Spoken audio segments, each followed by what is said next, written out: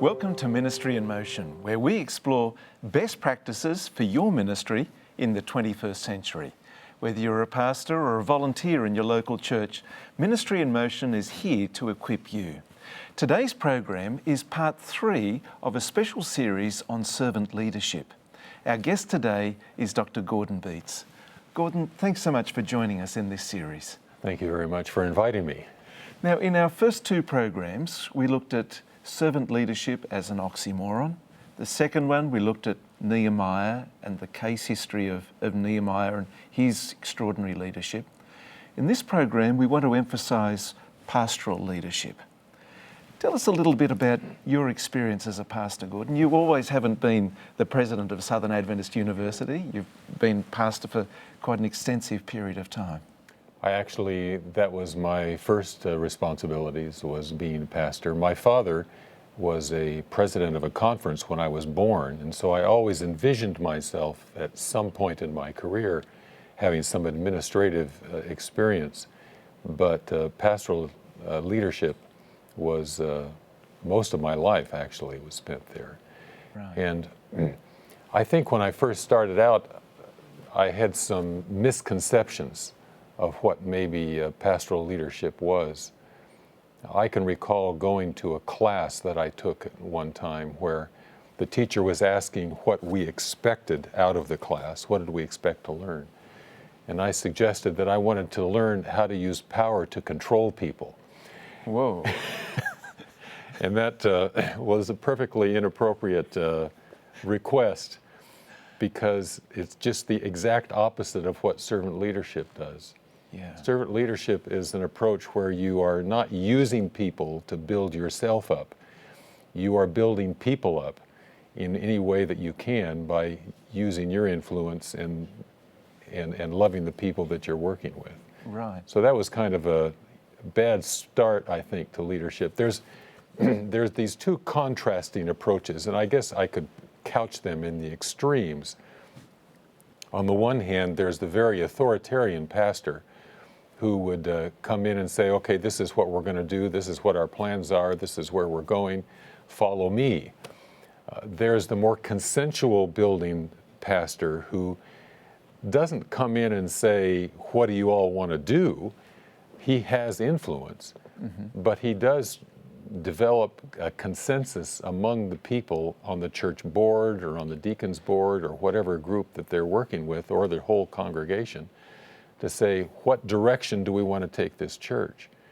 And when you've developed that level of consensus among the people, then when the pastor leaves, the mission continues. It keeps going. It's not that everything is dependent on you. I can recall going to a large church as pastor once when lots of things were happening that I didn't know about. In a very small church, nothing happens in a sense without the pastor being the kind of power behind it. Yes. But I think it's really important for the pastor to connect with the people and then have them use their gifts in accomplishing the goal. One time we had a nominating committee at a church, and many times those are a real challenge to decide who's going to do what job and so forth. And I decided this time, instead of looking at offices and finding out who's going to fill that office, we would look at every person in the church and look at their gifts. And so we went through the alphabet. Every person, the nominating committee said, here's John Doe. What would he best do in serving the church?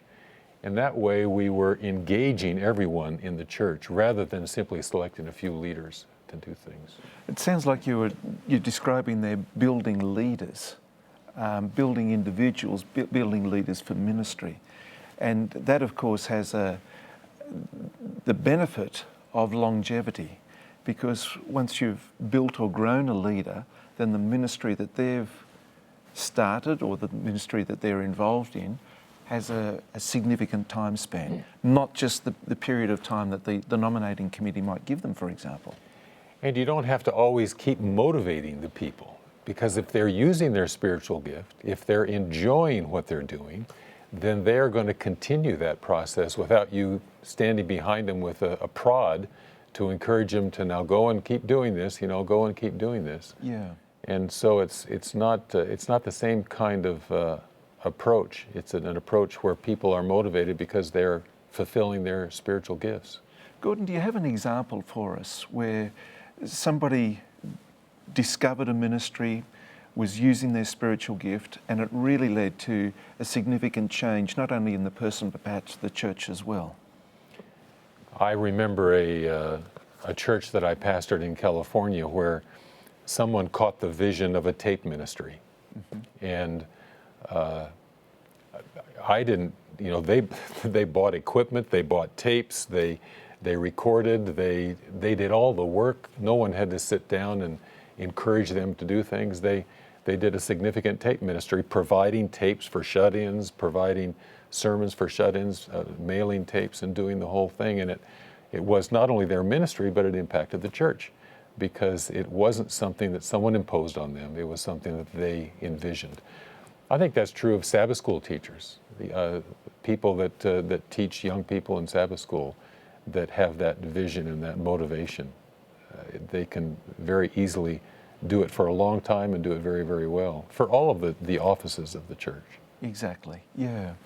Now, growing people, building ministries, and leading and serving in this way, is there something that you've seen and experienced that has really transformed an individual as a result of perhaps a change of life, where once they were authoritarian, autocratic, and something's gelled and there's been a complete change in their ministry, for example? I'm not sure I can think of a specific person, but I do think that there is a style of leadership that results in that, and that is making sure that the servant leader is a listening person who, again, is trying to tune in to where that individual is and draw out their spiritual gifts by truly listening to them, rather than having simply their own agenda. The servant leader has more questions than answers, and more opportunity to engage people than simply to direct people. And I think listening skills are really important for pastoral leadership. Okay. So we're listening, we're hearing, and we're responding on a needs basis. Gordon, I'd like to come back after this break and talk with you some more, particularly about strategic planning and the place of strategic planning in leadership of a local church and how that practically works. Thank you. We'll be right back with more.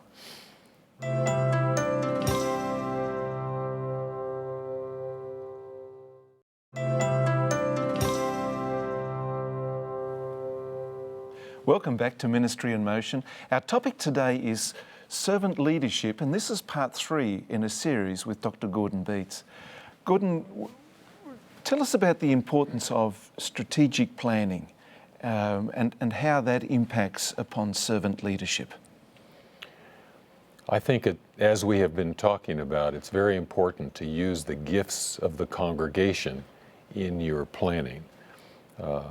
I pastored a church one time in California where we actually spent a weekend taking the people of the church, actually everybody in the church who was able and willing to come, and spent our time reflecting on our community, reflecting on the gifts of the church, and determining what would be the best approach for us to use going forward. And the process included the entire congregation. People that feel like they have an influence of the decision that's made feel empowered to implement the decision. Right. So if it was my plan, then, well, it's the pastor's plan. The pastor, you go ahead and do your plan and you let us know how it comes out. If it's the community's plan, if it's the entire church's plan, then everybody puts their shoulder to the wheel to see that it's accomplished. And so I think it's important to look at the needs of the community, and many times there are surveys that churches do to determine what the needs of the community are, and then to reach out to help in that community. It's not just the church's agenda that needs to be accomplished in the community that that church is located in. The agenda needs to be somewhat developed by the community itself. What are the needs? Are they health needs? Are they homeless needs? Are they food needs? What are some of the needs that a church can help in that community? I think there's a question that can be asked of any church or any pastor. If your church disappeared next week and was no longer in the community, would anybody notice? Yeah. Would they notice that it's gone? If they wouldn't notice, you're not doing the work of Jesus in that community. There needs to be a way that we do more than simply serve ourselves. We're servant leaders to the community as well. And so we need to be serving that community. And I think the best way to serve the community is find out what those needs are, do some strategic planning, build on the gifts of the congregation, and work in ways that you can help that community, rather than simply gathering once a week and scratching each other on the back and going home. Yes, yeah. Now, with that approach, how do you find that leads to a consistent ministry within the community? Again, if it's built by the church and it's not dependent necessarily on the gifts of the pastor, but it's dependent on the gifts of the entire congregation, then it's consistent when the pastor comes and goes. The church is not owned by the pastor. The church is owned by the members. It is a community church. And they need to buy the strategic plan, they need to buy into the vision and carry that vision forward. And then when it comes time to have a new pastor, they'll seek to match that pastor with the needs of that particular community and that church. Yeah. Have you found in your experience that sometimes a church needs like a fresh new approach to start? Just wrestling with that consistency, because there can be kind of a tiredness that comes in a congregation, kind of same old, same old. How do we consistently do a ministry but yet keep it fresh? And that's where I suppose maybe the new blood of a new pastor leader can help sometimes, bring in a little new slant on things, a little bit of a new vision. But it shouldn't be solely dependent on his vision. He should be able to, shall we say, light the fire, and inspire the people maybe in a particular direction in their community service. Yeah. And then I think if you found something that is working, don't bounce around a lot. I'll have to say that looking back on my ministry, I think I was a little bit entrepreneurial. I'd have one great idea one year and we'd work on that, and the next year I'd have another idea, and next year I'd have another idea, and I think the people felt a little scattered.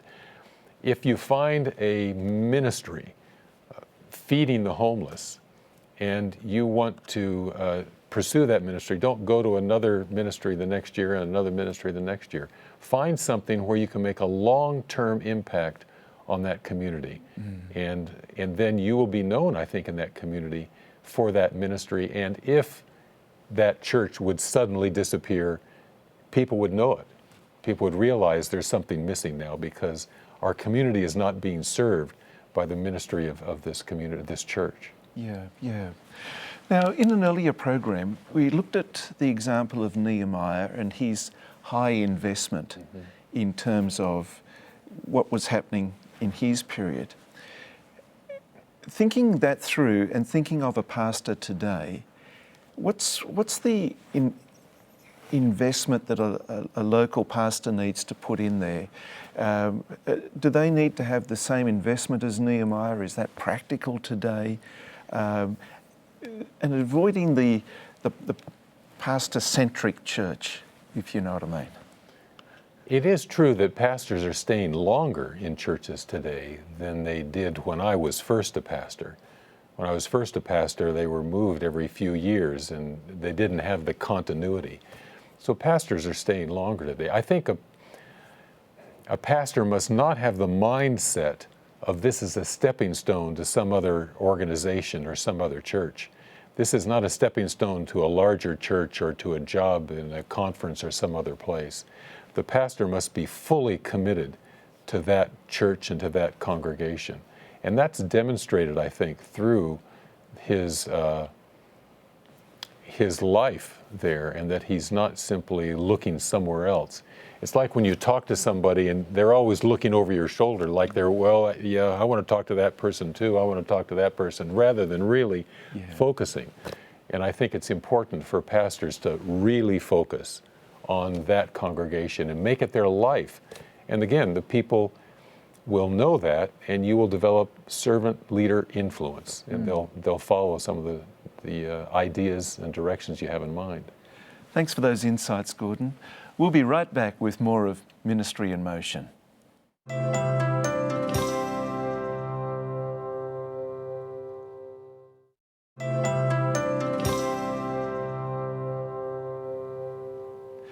Welcome back to Ministry in Motion. Our topic today is servant leadership, and this is part 3 in a special series of servant leadership that we're doing with Dr. Gordon Bietz. Now, Gordon, one of the most powerful people in a church organisation is a local church pastor. The pastor has a tremendous amount of power in terms of persuasion, opportunity to speak, opportunity to lead, to, I guess, even he or she has the power to force opinions and views almost on a weekly basis upon a community of people. Management of that power, how is that done responsibly and carefully? That's an excellent question. And we tend to think of power in ways of authoritarian power and control. And clearly, because a pastor has the position that he has positional influence and power. And of course, the fact that he speaks every week and is able to communicate to the congregation and develop even more influence, that power increases significantly. There's a story told about a lion that was walking through the jungle, and it came to a rabbit and said, "Who's the king of the jungle?" And the rabbit said, "Oh, you are Mr. Lion, you are Mr. Lion." And he comes to a donkey and says, "Who's the king of the jungle?" And the donkey says, "Oh, you are Mr. Lion, you are Mr. Lion." He comes to an elephant and asks the elephant, "Who's the king of the jungle?" The elephant grabs the lion with his trunk and throws him up and down and stomps on him a few times and walks away. And the lion kind of looks up and says, "Well, you don't have to get mad because you don't know the answer." And I think that's kind of how we think about power sometimes, and that is it's like it's control over other people. One of the things that comes to me, and this is kind of a transparent moment, when I'm driving a car and I'm on the freeway and someone is following me too close, or someone blows by me too fast, or someone cuts me off, my natural human reaction is that kind of, I'll show them. I'll drive faster, I'll drive quicker, I'll do whatever. And that's, I think, a negative sense of power. It's a bad sense of power of using that influence, that position, to do things that I think are not respectful of people and are not loving of people. I think it's dangerous to use the pulpit in a congregation as a place of power in that negative sense of the word, where you are using it to control people in some way or another. Exactly. So a person has to be truly committed to the Lord and spend a lot of time in prayer to not allow that to become an ego-driven place where you are using your position to impose personal priorities and personal things that are not really growing from the Spirit of God. Right. So prayer, another suggestion I would have is preaching from the text rather than opinions, and letting the Word of God speak rather than an opinion finding a voice. Absolutely true. And I think that's where some pastors have gotten away from the exegetical textual approach to preaching. Where is it where someone said you hold the scripture in one hand and the newspaper in the other hand, and you are able to then apply the scriptures to contemporary circumstances without injecting your own ego or your own perspectives too strongly. Yeah, yeah. And you know, when we think about the absolute power that Jesus had, True. when you think that he held figuratively in his hands, the eternal destiny of those people that he was surrounding himself with, and yet the way that he chose, it's an extraordinary picture and example, isn't it? Good leaders are good followers. Good leaders are good followers. Good leaders are servant leaders. Jesus came not to show off his power. He came to empower us. He came not to give himself glory. He came to give us glory. He left glory to empower us. And that's the same thing we need to do with other people. And that is seek to strengthen them and their spiritual gifts as we are our pastors. I like that point, that good leaders are good followers. But by the same token, a good leader wants to lead leaders. That's true. Rather than followers. That's right. How does that work? Yeah, sometimes poor leaders are threatened by other good leaders. But I think good leaders build leadership and encourage people to take initiative and to develop their own power, their own position, their own authority, and encourage them in that regard because they're not threatened by the leadership of others. Yeah. Now, Gordon, we're down to just the last minute or so of the program. I wonder if we could return to a very significant text on this, back to Matthew 20. Would you like to share that text and just reflect on it for a moment, please? Absolutely. Jesus said to his disciples, when they were looking like the rulers of the age, who express power over other people, he said, "Not so with you. You don't function like worldly leaders do. Instead, whoever wants to be great among you must be your servant, and whoever wants to be first must be your slave." That is the vision that God has for us as leaders, to not exercise power and authority over others like the Gentiles do, but to serve each other, thereby developing influence. And leadership is influence. And that makes you a good leader when you are influencing others for Jesus. Thank you. Thanks very much, Gordon. And thank you for joining us. Join us next time on Ministry in Motion. But until then, God bless you.